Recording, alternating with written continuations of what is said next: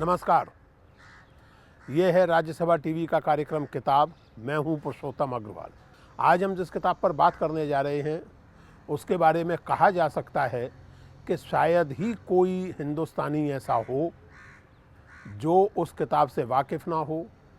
ज़रूरी नहीं कि उसने वो किताब पढ़ी हो, क्योंकि बहुत बड़ी किताब है, सबके लिए पढ़ना संभव नहीं है। लेकिन उस किताब से जुड़ी हुई कहानियाँ, उस किताब से निकली हुई कहानियाँ, उस किताब से निकले हुए चरित्र, उस किताब से निकले हुए संघर्ष, उस किताब से निकले हुए उपदेश हम सबके जीवन को आज तक बहुत गहरे में प्रभावित करते हैं। मैं बात कर रहा हूँ महाभारत की। आज हम लोग महाभारत पर बात करेंगे। महाभारत के बारे में कहा जाता है कि जो इस पुस्तक में नहीं है वो भारत देश में नहीं है। यन्ना भारते तन्ना भारते। महाभारत तब के भारतीय जीवन का और उस समय की वास्तविकताओं का ही केवल एनसाइक्लोपीडिया नहीं है, बल्कि महाभारत नैतिक प्रश्नों से जूझने वाली अद्भुत पुस्तक भी है। इसमें केवल योद्धाओं का पराक्रम नहीं, बल्कि मनुष्यों की व्यथा भी है।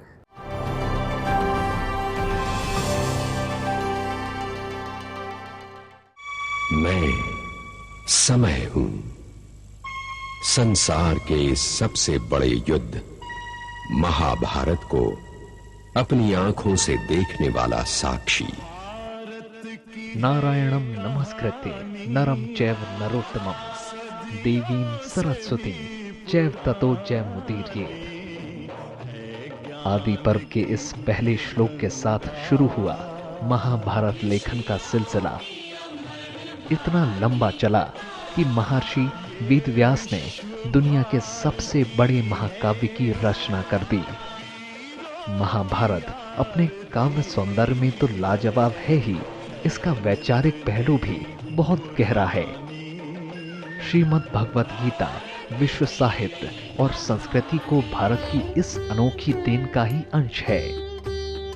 भारत वंश के कौरव पांडव भाइयों के आपसी युद्ध की ये कथा केवल योद्धाओं के पराक्रम की नहीं, बल्कि इंसानों की व्यथा की भी कथा है।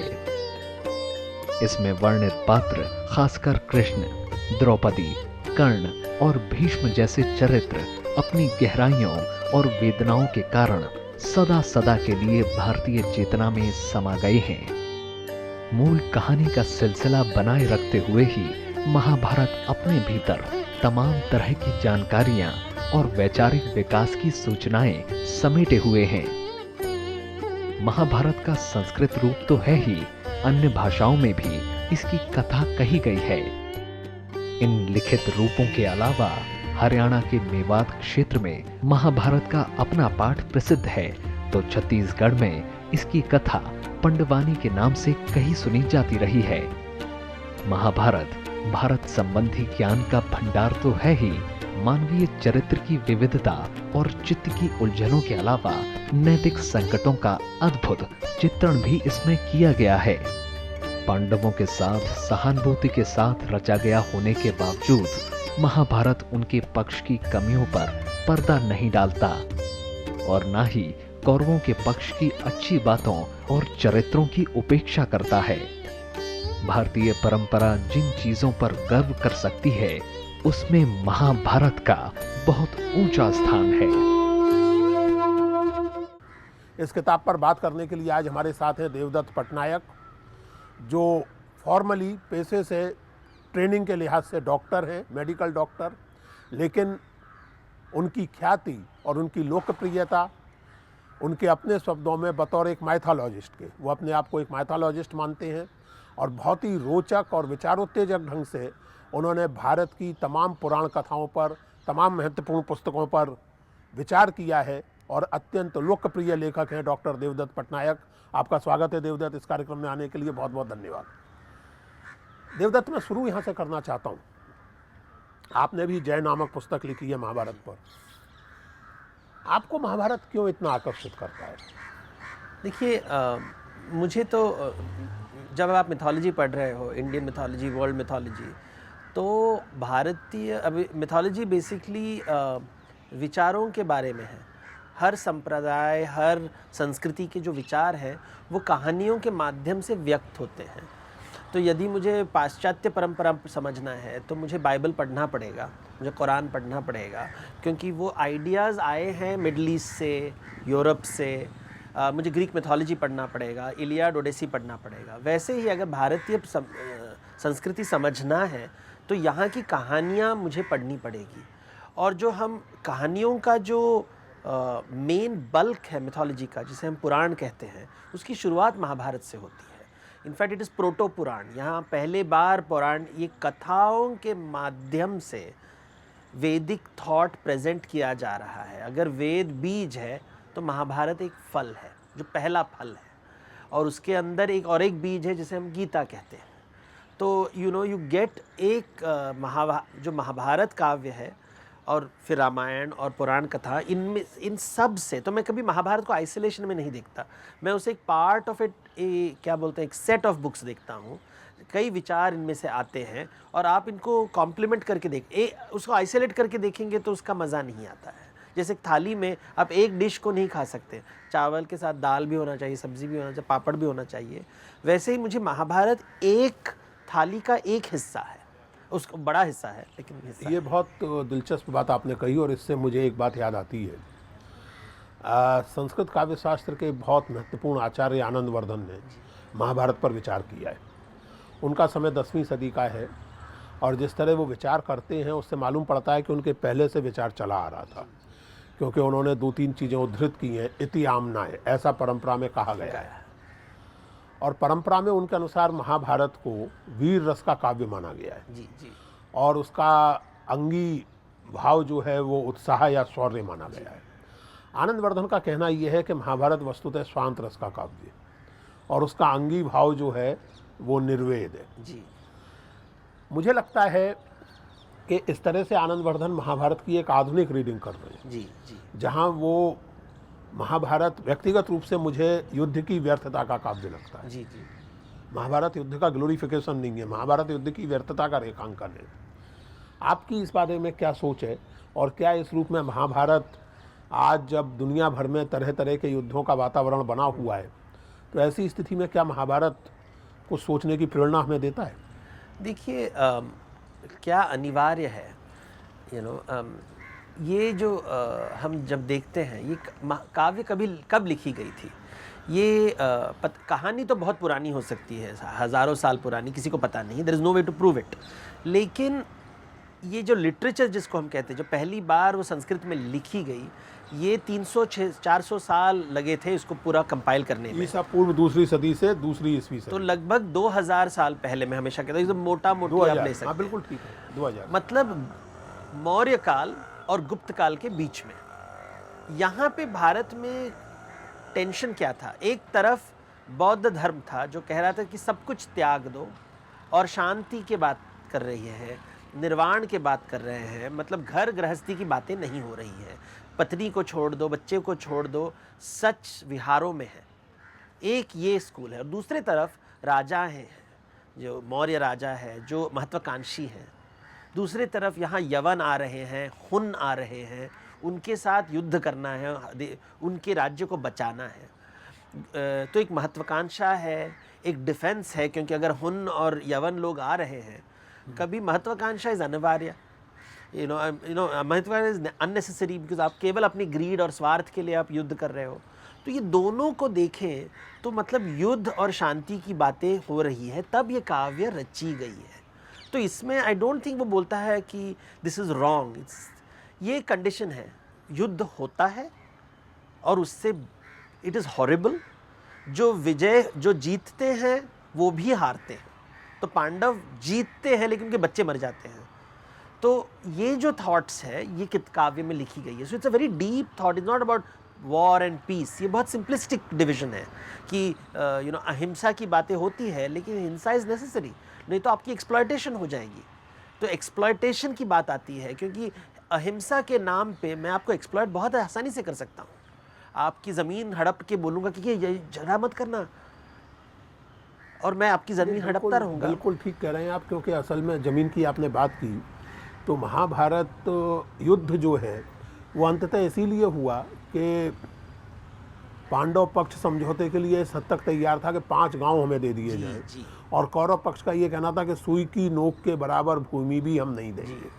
तो युद्ध तो उसमें अनिवार्य था और कंडीशन थी। लेकिन यहाँ से एक अगला सवाल पैदा होता है, एक काव्य के रूप में महाभारत इसलिए भी फैसिनेटिंग है कि इसके जो रचयिता माने जाते हैं वेद व्यास, वो महाभारत के एक पात्र भी है। जी जी बल्कि एक तरह से कहें तो वो महाभारत की जड़ है। जी जी यानी असल में ये सारा युद्ध उनके वंशजों के बीच में ही है। जी जी जी तो वो रचना भी है और उसकी जड़ में भी है। जी मुझे जो बहुत मार्मिक लगता है देवदत्त, कि महाभारत की समाप्ति पर वेद व्यास ये कहते हैं कि बाहाँ उठाकर मैं ये कह रहा हूँ कि धर्म का पालन करो, अर्थ और काम अपने आप प्राप्त हो जाएंगे, लेकिन मेरी कोई सुनता नहीं है। ये जो एक इतनी बड़ी रचना करने के बाद जी कवि के मन में एक तृप्ति का, एक संतोष का भाव होना चाहिए। जी यहाँ इस कवि के मन में हम एक निराशा देखते हैं। जी जी जी ये बहुत फैसिनेटिंग नहीं लगता आपको? इसे ये वेद का मूल थॉट है। देखिए, धर्म का मतलब है जो मत्स्य न्याय के विपरीत हमारा व्यवहार है। तो मत्स्य न्याय, अगर आप एवोल्यूशनरी साइकोलॉजी पढ़े, ह्यूमन बीइंग के अंदर पशु बैठा हुआ है और हमारे अंदर पशु प्रकृति है। वी लव टू डोमिनेट, अच्छा लगता है। वी लव टेरिटरी, की ये मेरी ज़मीन है, ये मेरा है। ये मेरा शब्द आता है मनुष्य के, प्रॉपर्टी जिसको कहते हैं। अगर आप ग्रीक फिलोसोफर्स को बोलो, वो कहेंगे कल्चर इज बेस, सिविलाइजेशन का मतलब क्या है? प्रॉपर्टी को बचाना। राइट, प्रॉपर्टी से शुरू होती है बातें। और वेदों में प्रॉपर्टी को ही मूर्खता माना जाता है, क्योंकि मेरा शब्द अहंकार का शब्द है। So it's a complete. तो धर्म का मतलब क्या है? ये इट इज़ नॉट अबाउट नीति या रीति, that is a wrong understanding. कि मत्स्य न्याय को हैंडल करने की जो हमारी इनएबिलिटी है, तो अगर आप अपने मत्स्य न्याय भावों को मैनेज कर लोगे तो अर्थ भी मिलेगा, काम भी मिलेगा, ये वो बोलना चाहते हैं।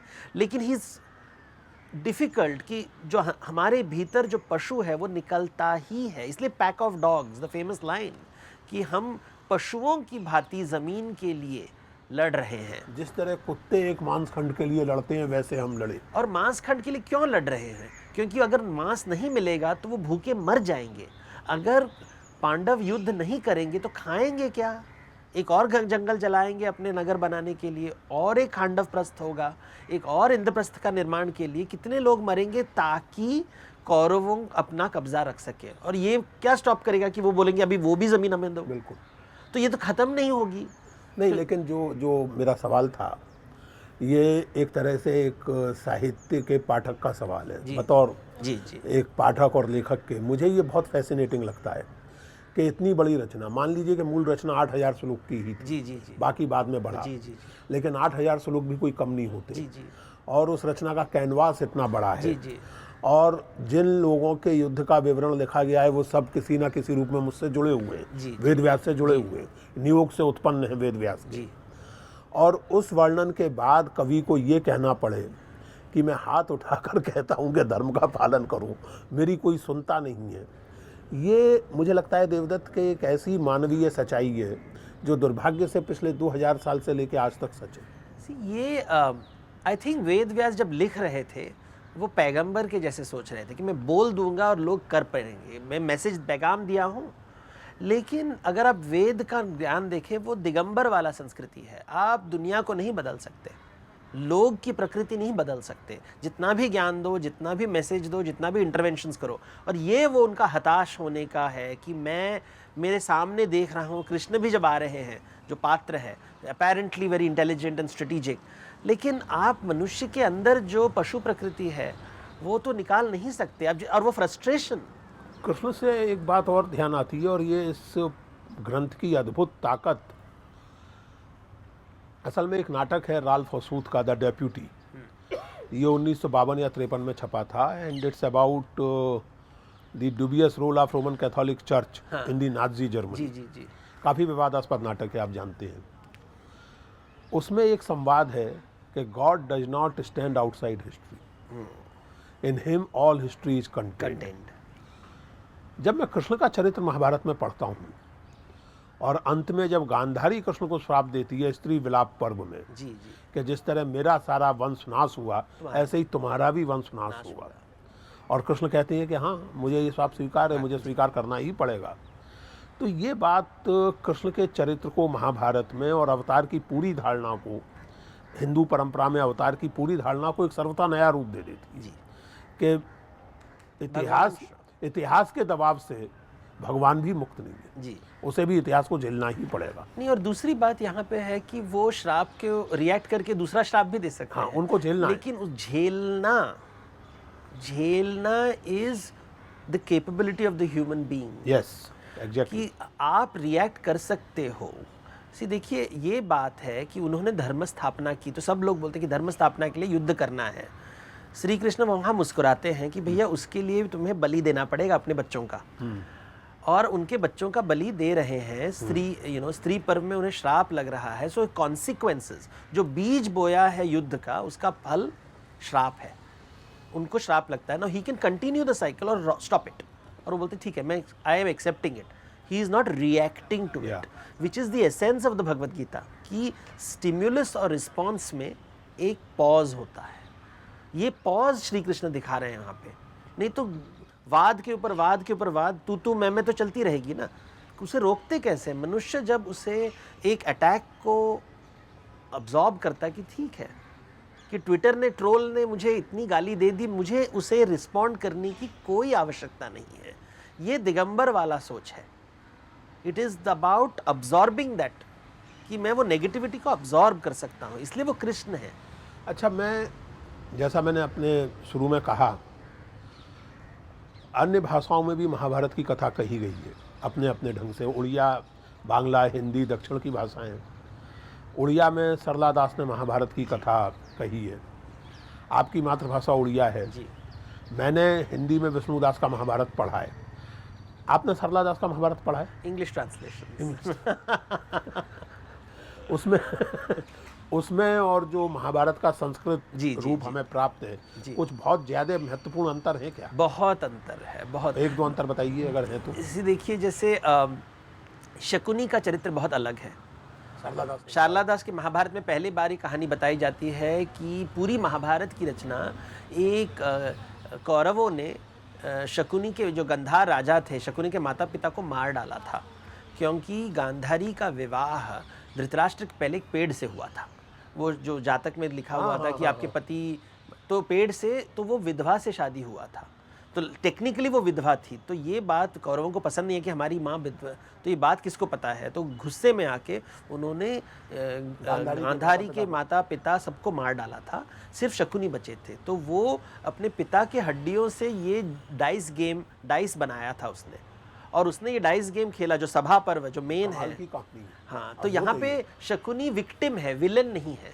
वो विक्टिम है कौरवों का, बोलते कौरवों का मैं नाश करूंगा उनके साइड लेके।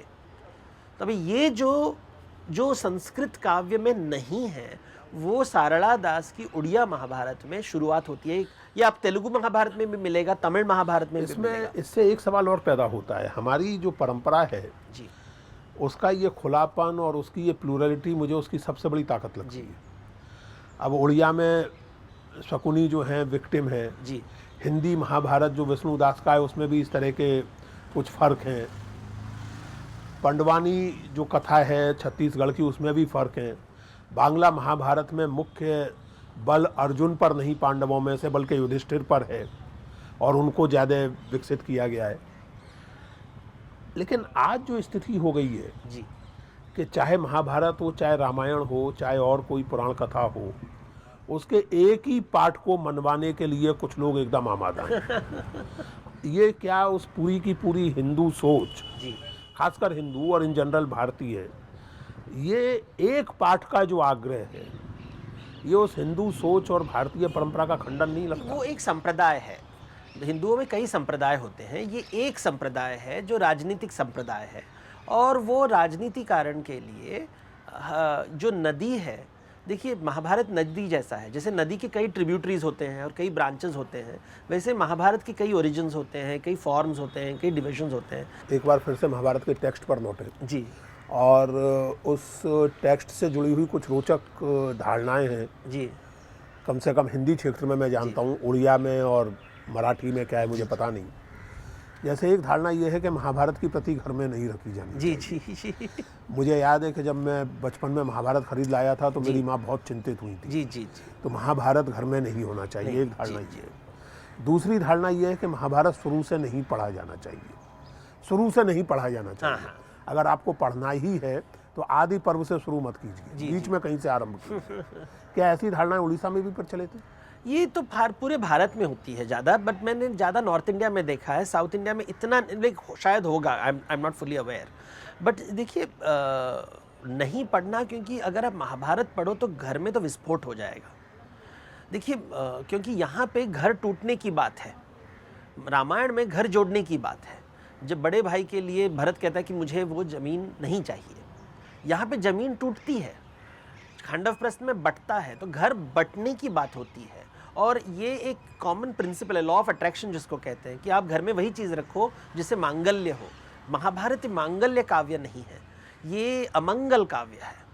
तो क्योंकि यहाँ पे घर टूटने की बात होती है, यहाँ पे एक स्त्री के प्रति इतना पब्लिक उसको ह्यूमिलिएट किया जा रहा है, लेकिन ये इतना आसान बात नहीं है। ये दूसरी बात ये है कि हम वो विचार अंदर लाना नहीं चाहते, क्योंकि आदि पर्व जो फर्स्ट चैप्टर है वहाँ पे आप स्त्री के शोषण के बारे में सुनेंगे, जैसे ययाति अपनी बेटी का शोषण कैसे करता है, ययाति अपने पुत्रों का शोषण कैसे करता है। तो एक प्रकार का ये एक प्रकार का एरोगेंस है कि हम दुनिया को कंट्रोल करेंगे, रामायण अंदर रखेंगे और महाभारत बाहर रखेंगे, लेकिन रामायण के अंदर भी स्त्री की व्यथा की कहानी आती है वहाँ पे। इसीलिए बिल्कुल ठीक आपने कहा। इसलिए मुझे लगता है कि ये जो महाभारत को लेकर के एक संकोच है, महाभारत को पढ़ने को लेकर के, क्या इसका कहीं संबंध इस बात से नहीं है कि आप जीवन की और अपनी परंपरा की उन सच्चाइयों से कतराना चाहते हैं जो तकलीफ दे हैं? जी देखिए, मर्यादा पुरुषोत्तम सबको पसंद है, लीला पुरुषोत्तम से हम डरते हैं। हाँ, उनसे आप कतराना चाहते हैं क्योंकि वो आपके बोध के परे जाते वो आपका स्ट्रक्चर तोड़ देगा, वो आपका स्ट्रक्चर तोड़ देगा। जो अभी जैसे कॉलेज होता है, कॉलेज में वी लाइक आज्ञाकारी पुत्र पसंद है सबको, लेकिन पुत्र कभी आज्ञाकारी नहीं होता। इनफैक्ट जो आज्ञाकारी पुत्र है वो दुर्योधन निकलता है बाद में, वो ही टर्न्स इनटू अ प्रिटेंडर। वो आप ये एक स्ट्रेटेजी बन जाता है, सब राम नहीं निकलते। तो ये जो हॉरर है हमारी ज़िंदगी का कि हमें मर्यादा पुरुषोत्तम चाहिए लेकिन मिलते हैं लीला पुरुषोत्तम। और लेकिन जो वेद ज्ञान है वहाँ पे मर्यादा पुरुषोत्तम भी है, वहाँ पे लीला पुरुषोत्तम भी है, वहाँ पे दिगंबर शिवजी भी है। महाभारत से प्रेरित रचनाएं भी बहुत हुई हैं देवदत्त। जी जी जी असल में जो हमारी अधिकांश कहानियां हैं उनका स्रोत महाभारत है जी, या कम से कम वो महाभारत में लाई गई हैं। जैसे नल दमयंती की प्रसिद्ध कहानी है और ऐसी तमाम कहानियां हैं, वो सब महाभारत में मिलती हैं या उनमें महाभारत में ही ओरिजिनेट होती हैं। रामायण भी उसके अंदर, रामायण भी है, उसमें रामाख्यान है और तमाम सारी। भाई इसीलिए तो कहा गया कि यन्ना भारते तन्ना भारते। जब मैं एक्चुअली महाभारत का अध्ययन कर रहा हूँ इन दिनों और कर रहा था, तो मैंने नोट किया कि जो युधिष्ठिर के राजसूय यज्ञ में आने वाले राजाओं और ट्राइब्स के नाम हैं, उनमें से कुछ आज तक वर्तमान है। कि इन गणों के लोग, गण यानी ट्राइब्स, तो इन गणों के लोग आए, वो आज तक वर्तमान है उसी नाम से, जस के तस। तो इस लिहाज से वाकई महाभारत का ये दावा बहुत हद तक सही है कि जो यहाँ नहीं है वो कहीं नहीं है।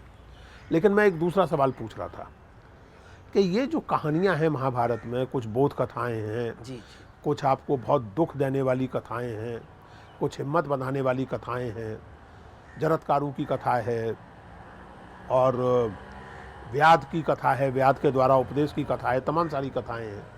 आपको कौन सी कथा जो महाभारत की मूल कथा नहीं बल्कि उसमें उससे जुड़ी हुई या उसको कुछ एक्सप्लेन करने के लिए कथाएं सुनाई गई हैं, कौन सी कथा सबसे फैसिनेटिंग है? मेरा फेवरेट सावित्री सत्यवान की कहानी है, क्योंकि ये हमेशा लोग कहते हैं कि सती सावित्री, और उनको लगता है कि वो एक बहुत ही डोमेस्टिक है, लेकिन Savitri is a very educated woman, इतनी एजुकेटेड, इतनी सुंदर कि कोई डोमेस्टिकेटेड लोग सावित्री को कहते हैं, तो मुझे इसलिए भी आयरनी हंसी आती है, मुझे हंसी आती है ऐसे लोगों पर, क्योंकि सावित्री वो औरत है जो डेथ से जुबान लड़ाती है और अपना हस्बैंड, और एक तरह से कहें जो डेथ को घिस देती है।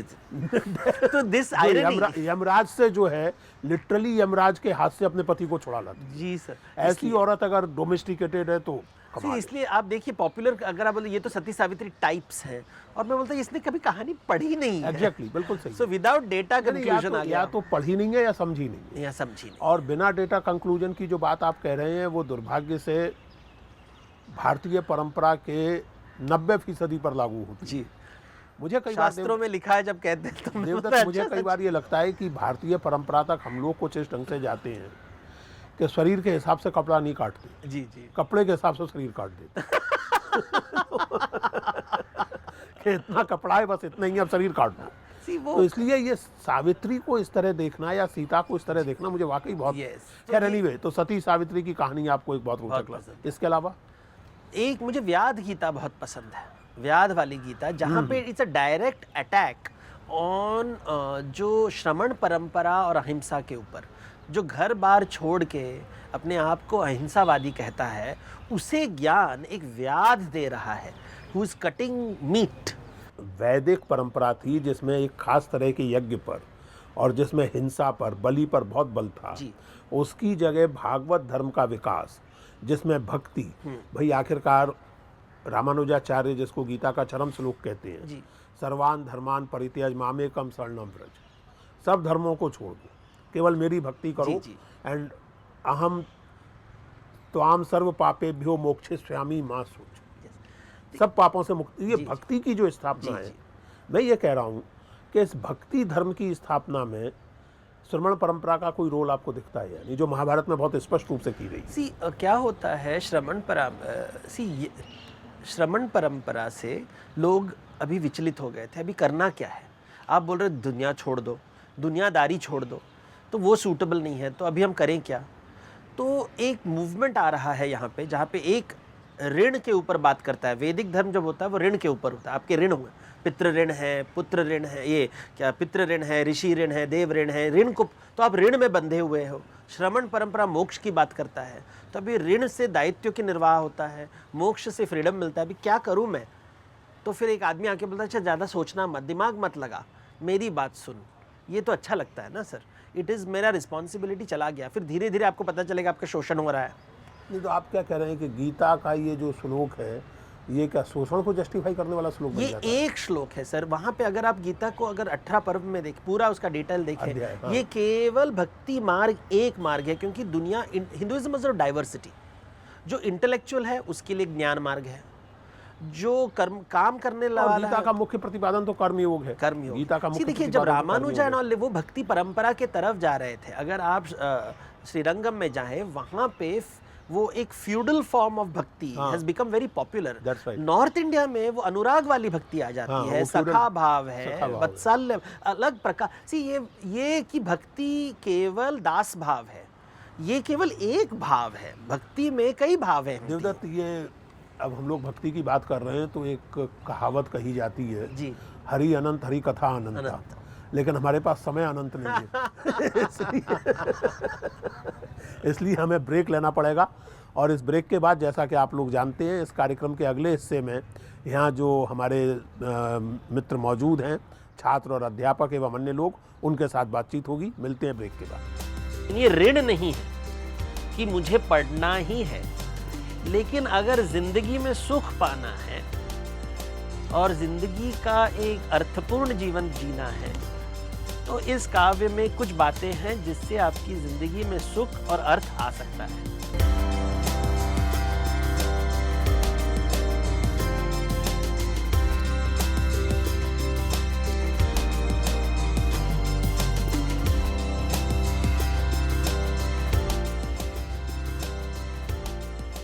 स्वागत है ब्रेक के बाद। और इस हिस्से में हम लोग बात करेंगे, हमारे यहाँ मौजूद श्रोता बात करेंगे, सवाल पूछेंगे अपने इस पुस्तक के बारे में।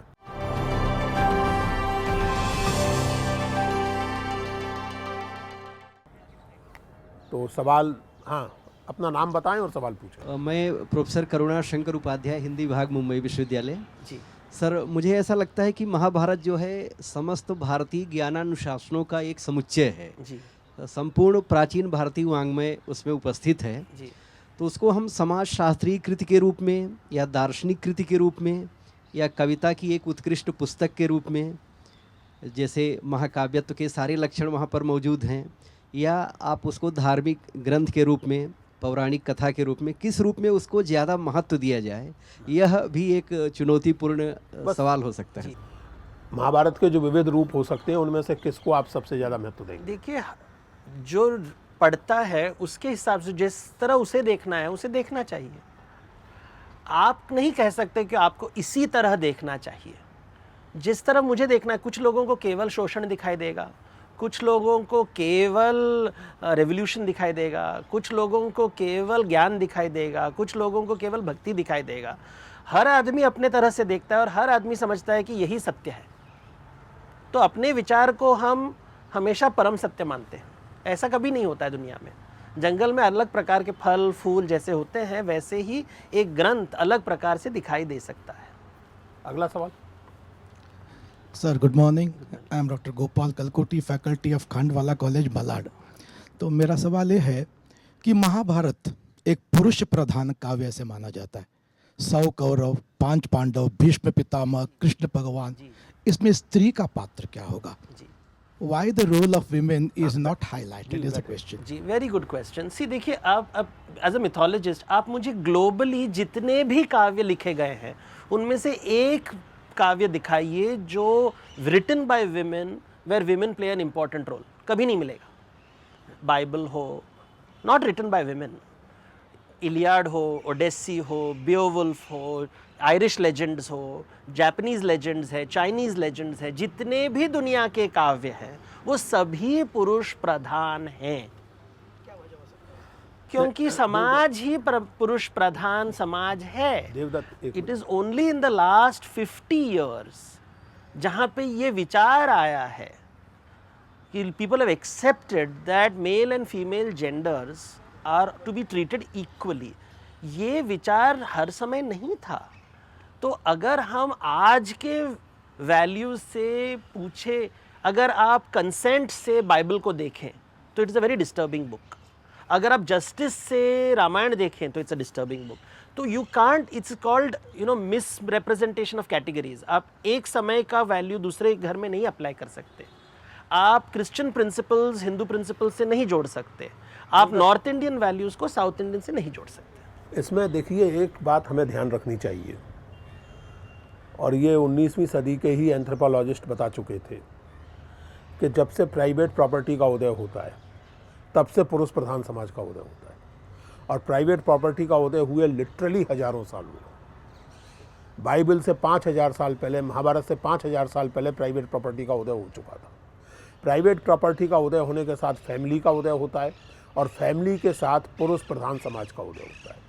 तो जब पूरी की पूरी आपकी दुनिया भर की संस्कृति और सभ्यता फैमिली और प्राइवेट प्रॉपर्टी ओरिएंटेड होने के कारण पुरुष प्रधान है, तो स्त्रियों को वो केंद्रीयता मिलेगी कहाँ से? आखिरकार हर सांस्कृतिक परिघटना का, हर कल्चरल फिनोमिनन का एक मटेरियल बेसिस होता है। जैसे उन्होंने कहा देवदत्त ने, पिछले 50-100 साल में चीज़ें बदली हैं। औरतें जो हैं वो घर के बाहर निकली हैं, प्रोडक्शन की प्रोसेस में, गवर्नेंस की प्रोसेस में उनका हिस्सा हुआ है। तो ये सारे सवाल पैदा हुए हैं। और ये बात आप केवल माइथोलॉजी के बारे में क्यों कहते हैं? दुनिया भर के पॉलिटिकल फॉर्मेशंस में औरतों की क्या भूमिका रही है? कितनी क्रांतियों का नेतृत्व औरतों ने किया है? वही हमारी दुनिया भर की जो क्रांतियाँ हैं, सबके नेता वर्ग पुरुष ही रहे हैं। ये तो पिछले 25-50 साल में है कि कोई प्रधानमंत्री बन गई कोई स्त्री। जी, आपका सवाल। सर, मैं शिवजी पांडे, छात्र MA द्वितीय वर्ष, हिंदी विभाग, मुंबई विश्वविद्यालय। मेरा केवल एक प्रश्न है कि वर्तमान समय में एक वर्ग गुरु द्रोणाचार्य और एकलव्य के रिश्ते को गुरु शिष्य परंपरा के अद्भुत उदाहरण के रूप में प्रस्तुत करता है। एक वर्ग द्रोणाचार्य जी के द्वारा एकलव्य का शोषण मानता है। इस पर आपके क्या विचार हैं? देखिए, पुराणों में सबसे महापाप होता है ब्रह्म हत्या पाप, लेकिन महाभारत में द्रोणाचार्य का सर काटा जाता है। तो महाभारत में ब्रह्म हत्या होता है, रामायण में भी ब्रह्म हत्या होता है, रावण का सर काटा जाता है, वो ब्रह्म हत्या है। तो जो सबसे महापाप जिसको धर्मशास्त्र मानता है कि brahma hatya is the worst thing in the world, Ramayana Mahabharata दोनों में ब्रह्म हत्या होता है, क्योंकि वो दिखाना चाहते हैं कि देखिए ये हम अपना पॉलिटिक्स अंदर लेके आते हैं, लेकिन अगर काव्य देखें तो श्री कृष्ण द्रोणाचार्य का सर कटाते हैं। वो गुरु हो, वो ब्राह्मण हो, वो सीनियर हो, वो बड़े बुजुर्ग हो, तो वो बुजुर्ग हैं, वो गुरु हैं, वो ब्राह्मण हैं, लेकिन सर काटा जाएगा, क्योंकि इन्होंने क्यों काटा गया है? तो ये महाभारत की खूबी है ना कि ब्रह्म हत्या को बीच में दिखाया गया है, लेकिन हम देखना नहीं चाहते क्योंकि दर्शन हमारा ऐसा है, हम वही देखना चाहते हैं जो अपने अहंकार को सुख देता है। एकलव्य से लेके था उनके रिलेशन। नहीं, द्रोणाचार्य से भी था ना। एकलव्य को द्रोणाचार्य के बिना नहीं बोल सकते, मैंने कुछ दिखाया, आपने कुछ। तो ये अलग अलग प्रकार से देखना, इसलिए हम जब वो कहानी देखते हैं तो एक वर्ग है जो अपना सत्य नहीं देखना चाहता कि आप शोषण कर रहे हो, वो सत्य नहीं देखना चाहता हूं मैं, नहीं देखना चाहते तो सर कटेगा। नहीं, वो जो सवाल है वो अपनी जगह वाजिब है। यानी एकलव्य और द्रोणाचार्य की कहानी को अगर आज हम लें, जो उनका सवाल था कि बहुत से लोग आज द्रोणाचार्य को एक आदर्श शिक्षक के रूप में प्रस्तुत करते हैं, लेकिन व्यक्तिगत रूप से चूंकि मैं शिक्षक रहा हूं तो मैं ये कह सकता हूं देवदत्त आपसे कि मैं द्रोणाचार्य को आदर्श शिक्षक के रूप में नहीं देख पाता। अगर मानो या ना मानो वो अपना विचार है, लेकिन कहानी में इस शिक्षक का सर काटा जाता है। श्री कृष्ण ने उसका सर काटा ये है। तो जो बात आप कह रहे हैं ये अपने आप में बहुत सही बात है और मैं आपसे दूसरी बात अगर आप देखें महाभारत में तो यहाँ पे निषाद का उंगली काटा गया। एक और कहानी है किराट अर्जुन की, जहाँ पे अर्जुन का घमंड को तोड़ते हैं किराट। ये कहानी आपको कभी एक कहानी को देख के पूरा समुंदर नहीं समझना चाहिए। इसमें लेकिन एक चीज़ का और ध्यान रखना चाहिए जो आपने कहा, उसी बात को आगे बढ़ाता हूँ। महाभारत या दूसरी माइथोलॉजिकल टेक्स्ट की खूबी है दुनिया भर की, केवल भारत की नहीं, दुनिया भर की माइथोलॉजिकल टेक्स्ट की खूबी है कि जो चीज़ें आज आपको बहुत अप्रिय लगती हैं उन पर पर्दा नहीं डाला गया है। यानी कल्पना कीजिए कि महाभारत किसी अथॉरिटेरियन सोसाइटी में लिखा गया होता, या महाभारत आज के किसी राज्य घराने की या किसी नेता की कथा होती, तो उसमें जो भी इनकन्वीनियंट फैक्ट्स हैं वो सब सेंसर कर दिए गए होते। महाभारत द्रौपदी के अपमान को सेंसर नहीं करता, एकलव्य के साथ हुए अन्याय को सेंसर नहीं करता, युधिष्ठिर ने जीवन में एक बार ही सही लेकिन फिर भी स्ट्रेटेजिकली झूठ बोला, इस बात को सेंसर नहीं करता। तो महाभारत को और उस रचना को संभव करने वाली परंपरा को इसका क्रेडिट तो देना चाहिए कि आप उनकी आलोचना कर सकें, इसके अवसर वो आपको स्वयं देते हैं। तो महाभारत के रचनाकार गायब कर सकते थे एकलव्य की कहानी, गायब नहीं की उन्होंने। जब भी अभी ये अगर जो भी कहानी लिखते हैं, आपको हमेशा कहानीकार को देखना चाहिए, कौन कह रहा है ये कहानी। तो हम वही चीज़ जिसको चेरी पिकिंग कहते हैं ना, we cherry pick ideas to prove a case. आजकल सोचने का तरीका बहुत ही लॉयर के टाइप्स होता है, तो जो भी लिखते हैं वो लॉयर जैसे लिखते हैं कि एक केस को डिफेंड कर रहे हैं या प्रोसिक्यूट कर रहे हैं। वही ठीक है, लेकिन लेट अस टेक नेक्स्ट जो वैदिक मेथड है, यहाँ पे आप जजमेंट नहीं करते, न्यायाधीश का रोल कभी नहीं लेते। अगला सवाल।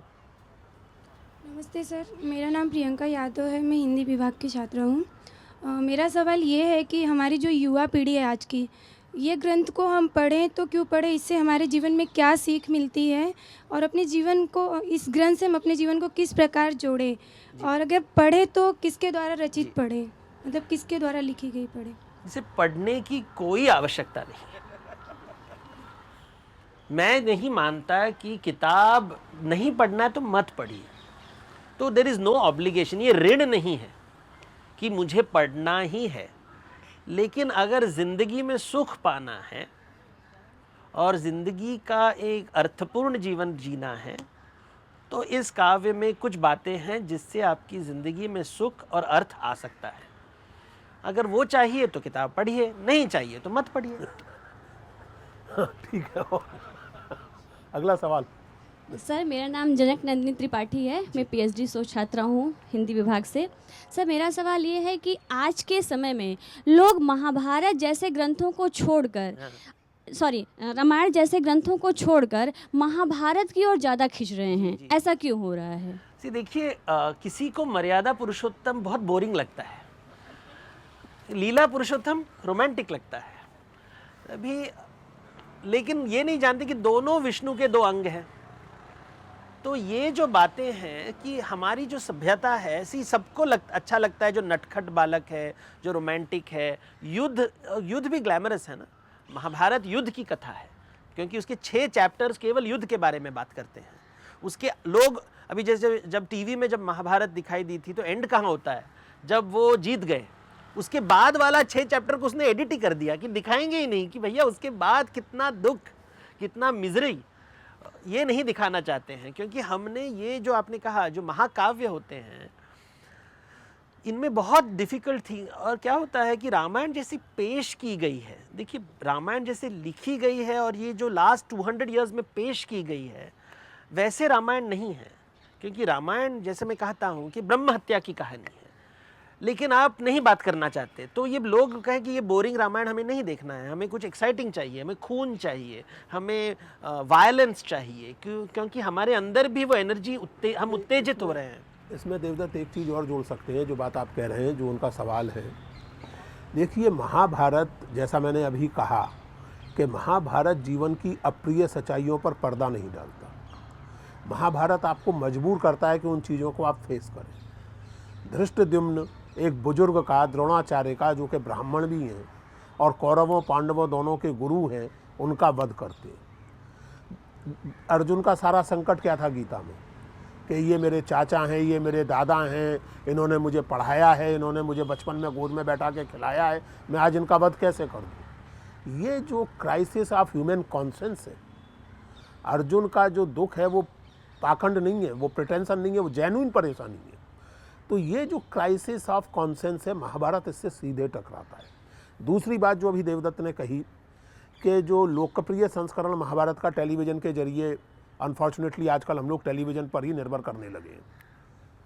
महाभारत की असली कथा मैं ये मानता हूँ कि युद्ध के बाद आरंभ होती है, जहाँ विजेता ये कहता है कि हम कुत्तों की तरह लड़े थे। ये युधिष्ठिर का शब्द है कि जैसे कुत्ते स्वान जिस तरह मांस खंड के लिए लड़ते हैं, उस तरह हम भाई आपस में लड़े थे। और नतीजा ये है कि आज हस्तिनापुर में एक घर ऐसा नहीं है जिसमें कोई पुरुष हो। घरों में या तो विकलांग पुरुष है या विधवा स्त्री है। ये जो टेरिफाइंग सीन है आफ्टर द वॉर, महाभारत के 6 पर्व इस टेरिफाइंग रियलिटी से कन्फ्रंट करने के पर्व। और आज हम जिस समय में जी रहे हैं, पिछले 40-50 साल से सारी मानवीय सभ्यता जिस क्राइसिस में है, उसमें बहुत स्वाभाविक है कि अपने अपने ढंग से लोग महाभारत की तरफ लौट रहे हैं। It's very natural. जी, मेरा नाम डॉक्टर नारायण भोसले है, मैं इसी विश्वविद्यालय से हूँ, इतिहास विभाग से हूँ।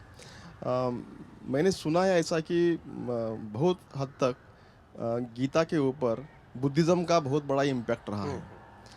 ऐसा इम्पैक्ट होते हुए भी भगवान कृष्ण के मुख में एक सेंटेंस है कि मेरे बाहु से, मेरे जांघों से, मेरे मुख से ऐसा ऐसा सृष्टि निर्माण हुआ है, जो डिस्क्रिमिनेशन है कास्ट के ऊपर का। और दूसरे हद तक मैं सुनता हूँ कि बुद्धिज़्म का बहुत बड़ा उसके ऊपर इम्पैक्ट है, उसके साइलेंस यानी कि अहिंसा का जो विचार है उसमें से वो आया है। ये एक क्वेश्चन था, क्या इम्पैक्ट है। दूसरा क्वेश्चन है जो पहले आपने सावित्री का उल्लेख किया है, तो अपने पति को बचाने के लिए सावित्री मृत्यु के द्वार तक जाती है। तो महाभारत जैसे अनेक उनमें विषय आते हैं, तो ऐसा कोई पात्र है क्या कि जो अपने पत्नी के लिए या अपनी प्रेयसी के लिए या अपनी माँ के लिए या बहन के लिए या कोई भी रिश्तेदार, लेडीज रिश्तेदार के लिए उस स्वर्ग के द्वार तक या उस मृत्यु के द्वार तक छोड़ दो, लेकिन कोई रास्ता तो ढूंढते हैं क्या? जी जी। तो दूसरा प्रश्न इंटरेस्टिंग है और फर्स्ट वन थोड़ा कंट्रोवर्शियल है, लेकिन फर्स्ट जो दूसरा प्रश्न है उसका पात्र का नाम रूरू है, जो अपनी पत्नी को बचाने के लिए अपनी ज़िंदगी का आधा हिस्सा अपनी पत्नी को देता है, प्रियंवदा को। तो ये कहानी है, लेकिन ये स्टोरी पॉपुलर नहीं हुई। जैसे सावित्री की स्टोरी बहुत पॉपुलर हो गई, रूरू की कहानी पॉपुलर नहीं हुई। एक ऐसा पति जो अपने पत्नी के लिए अपनी ज़िंदगी को 2 भाग में देता है और आधी ज़िंदगी अपनी पत्नी को देता है। आप अगले सवाल का जवाब दें, इसके पहले एक टिप्पणी में करना चाहता हूं। जी। ये बहुत मार्के की बात इन्होंने कही। हम सब सावित्री की कहानी जानते हैं, रूरू की नहीं जानते हैं। इसमें कहीं ना कहीं हमारा अपना चुनाव रिफ्लेक्ट करता है, क्योंकि हम सबको सावित्री चाहिए, हम में से कोई रूरू बनने को तैयार नहीं। आगे चलिए। दूसरी बात है कि बुद्धिज़्म का इन्फ्लुएंस आता है, क्योंकि जब पहले बार जब अर्जुन कहता है कि मैं अपने लोगों से ज़मीन के लिए कैसे लड़ूं, तो मैं वो बेसिकली कह रहा है मैं भिक्खू बन जाऊंगा। तो जो पहला चैप्टर है it is he is basically saying मैं भिक्खू बन जाऊंगा, और श्री कृष्ण रोकते हैं कि जब तक things are working in your favour, जब तक तुम्हारे फेवर में है, तुम तो मक्खन खाने के लिए तैयार थे, अभी उसका प्राइस पे करना पड़ा, क्योंकि तुम्हें क्षत्रिय हो, राजा का सब बेनिफिट तुमने लिया है, पूरी ज़िंदगी तुमने राजा बनने का बेनिफिट लिया है, ज़मीन का, पावर का, जो प्रेस्टीज जो मिला था तुम्हें, तुमने सब उसका भोग लिया है। अब जब उसका ऋण मुक्त बनने का समय आया है कि ऋण को भी दो, कुछ अभी मारना पड़ेगा, अपने ही लोगों को मारना पड़ेगा, तुम डर गए, अभी तुम कन्वीनियंटली भाग नहीं सकते, अभी तो तुमको तुम्हारा कर्म करना ही पड़ेगा और उसका भोग भी लेना पड़ेगा। But now he is nervous, तो उसको बोल रहे ठीक है मैं जो भी पाप होगा मैं ले लूँगा। So I am being motivating, because क्या होता है जब गोइंग इज ईजी ना लाइफ में, जब सब चीज़ अपने, जिसको एंटाइटलमेंट हम कहते हैं, जो एंटाइटलमेंट है, तो Arjun is a very entitled youth. आपके उसकी पूरी स्टोरी अगर देखें ऐसे, सी हमने कहानी ऐसी बताई नहीं है, अर्जुन जो पांडव होते हैं बहुत ही एंटाइटल्ड है, और कृष्ण कहते हैं जो एंटाइटलमेंट तुमने लिया है अभी युद्ध करो, अपने ही ज़मीन के लिए, तुम्हें ज़मीन चाहिए, उसके लिए तो युद्ध करना ही पड़ेगा, ज़मीन जायदाद की बातें होंगी तो युद्ध करना ही पड़ेगा, अभी भाग नहीं सकते। तो ये है गीता का टकराव बुद्धिज़्म से, because Buddhism at one level is very passive, but it also दायित्व से दूर, कि दायित्व मुझे, इसलिए बुद्ध की जब कहानी होती है, अगर आप देखें पुराण शास्त्र में, बुद्ध का जो बुद्ध घोष ने, अश्वघोष ने लिखी है बुद्ध चरित्र, उसमें एक राजा जो अपनी पत्नी और अपने बच्चे को छोड़ त्याग के निर्वाण के तरफ जाता है। जब आप शिव पुराण पढ़ें तो एक बैरागी जो शादी करता है, तो ये ऑपोजिट है। तो एक तरफ श्रमण परंपरा और दूसरी तरफ गृहस्थ परंपरा, इसकी जो, इसलिए महायान बुद्धिज्म भी बदलाव लाता है, क्योंकि महायान बुद्धिज्म में स्त्री को इंपॉर्टेंस दिया जाता है, तो ये महायान बुद्धिज्म में तारा को इंपॉर्टेंस दिया जाता है। तो द वैल्यू, स्त्री मीन्स गृहस्थी, फैमिली, प्रॉपर्टी, जिंदगी। तो ये जो टेंशन है ये भारतीय टेंशन है, कि क्या मैं, जो हैमलेट के जैसे टेंशन है कि टू बी और नॉट टू बी, शादी करना है नहीं करना है, वैराग्य लेना है या गृहस्थ की तरफ जाना है। इसलिए अगर आपको इंडियन मतलब वैदिक शास्त्र समझना है तो बुद्धिज्म पढ़ना बहुत ही आवश्यक है। विदाउट अंडरस्टैंडिंग श्रमण परंपरा आप इंडियन ट्रेडिशन नहीं अंडरस्टैंड कर सकते। That is the power of it. अगला सवाल। सर मेरा नाम जसलिन थॉमस है, मैं एमफिल हिस्ट्री विभाग की छात्र हूँ इसी यूनिवर्सिटी की। सर मेरा आपसे सवाल ये है कि यदि हम कैरेक्टर स्टडी करें द्रौपदी की, तो आज के नज़रिए से अगर देखा जाए तो क्या वो एक विक्टिम थी या एक हीरोइन थी? क्योंकि बहुत सारे लोग उसे आज भी एक पावरफुल पर्सनालिटी के रूप में देखते हैं, पर कोई अपनी बेटी का नाम द्रौपदी रखना नहीं चाहता। तो इसका आपके बारे में क्या राय है? महाराष्ट्र में रखते हैं, महाराष्ट्र में रखते हैं, द्रौपदी पांचाली, नाम द्रौपदी रखा है। भारत इज़ टू कॉम्प्लिकेटेड, सब डेटा नहीं मिलता है हमको, लेकिन there are many women who are called Draupadi, I know people who are called Draupadi. तो सी क्या होता है कि हम ग्लैमर, अगर आप सीता और द्रौपदी को देखें, क्योंकि द्रौपदी चिल्ला रही है, हमें वो स्ट्रांग लगती है, सीता चिल्लाती नहीं है इसलिए हमें वो वीक लगती है। ये हमारा साइकोलॉजिकल स्ट्रक्चर है। लेकिन दोनों में women are, see you have here a woman who is demanding revenge, मुझे खून चाहिए, वो ग्लैमरस लगता है। सीता अहिंसावादी है ऑलमोस्ट, बिकॉज महाभारत, इन रामायण में सीता रिपीटेडली कहती है कि आप राक्षसों को क्यों मार रहे हो, आप वन में पशुओं को क्यों मार रहे हो। सो शी इज ऑलमोस्ट अहिंसावादी। लेकिन हमें जो खून मांग रही है वो ड्रामेटिक लगता है और हमें उसको हीरोइन पावरफुल दिखता है। जो अहिंसावादी है, जो क्वाइट है, हम उसको स्ट्रांग नहीं मानते। हमारी ये स्ट्रक्चर है हमारी दिमाग में। लेकिन the women are very different. Draupadi के 5 खून मांगती है, उसके लगता है कि केवल मैं कौरवों का खून, लेकिन खून में उनके 5 बच्चे मरते हैं। She loses all her children in the war, that is the price of war. कि द्रौपदी की एक फेमस लोक कथा है जहाँ पे जब उसके बाल बांधे जाते हैं तो श्री कृष्ण, जो बाल बांधने वाली औरत है, वो कहती कि ये धृतराष्ट्र, ये दुर्योधन, ये दुशासन, ऐसे वर्ग, और लास्ट में जो पिरांदा बांधती है वो कहती ये है तुम्हारे बच्चों का sir. So yes, she is a victim, she is also villain, because उसका जो खून चाहिए उसे, इसलिए उसे काली का रूप माना जाता है। बिकॉज वो अपने बेटों को भी खा गई वो अपने गुस्से में। वो गुस्सा जिससे युद्ध हुआ, उस युद्ध में उसके बेटे भी मरे। सो it's a very complex story. लेकिन क्या होता है, हम हर स्टोरी को नहीं देखते, हम केवल स्टोरी का एक भाग देखते हैं और हमको उसके हिसाब से सी ये hero victim villain word Greek mythology से आता है। इंडियन ट्रेडिशंस में आप नहीं यूज़ करते ये वर्ड। ये it's a very Greek structure, this hero villain victim. अगर आप महाभारत रामायण पढ़े, यहाँ पे भगवान होते हैं और पात्र होते हैं, बस। There is no hero, there is no villain, there is no victim. अगर आपको इंडियन कल्चरल आइडेंटिटी समझना है तो आप रामायण महाभारत को, जिग्सॉ पजल को हिंदी में क्या कहेंगे? Jigsaw puzzle is called what? अब मुझे एक सूझ नहीं रहा। तो जो जिग्सॉ पजल है, तो अगर भारतीय संस्कृति समझना है तो एक जिग्सॉ पजल है, उसमें से केवल एक भाग महाभारत है, उसमें दूसरा एक रामायण है, पुराण शास्त्र, कई कई पात्र हैं। तो आपको अगर संस्कृति का अंडरस्टैंडिंग ऑफ कल्चर समझना है तो आपको, I think you learn diversity.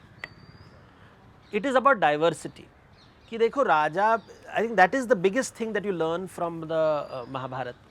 You learn about diversity, you learn about role of violence in life. नहीं देवदत्त, सवाल मुझे लगता है थोड़ा दूसरा है। उनका सवाल ये है कि जिसे हम भारतीयता कहते हैं या अपनी सांस्कृतिक पहचान कहते हैं, उसमें ये किताब क्या रोल प्ले करती है उस पहचान को बनाने में। तो एक तो जो देवदत्त ने जो बात कही डाइवर्सिटी, यानी आप भारतीय सांस्कृतिक अनुभव में छोटी से लेकर बड़ी बात तक में डाइवर्सिटी की उपेक्षा नहीं कर सकते। अभी अभी किसी ने कहा कि द्रौपदी नाम नहीं रखते, तुरंत देवदत्त ने कहा और यहाँ बैठे मित्रों ने भी कहा कि महाराष्ट्र में रखते, उत्तर भारत में नहीं रखते होंगे द्रौपदी नाम, महाराष्ट्र में रखते हैं, दक्षिण में रखते हैं। तो ये अपने आप में एक, उत्तर भारत और दक्षिण और महाराष्ट्र तो उस तरह से दक्षिण माना भी नहीं जाता।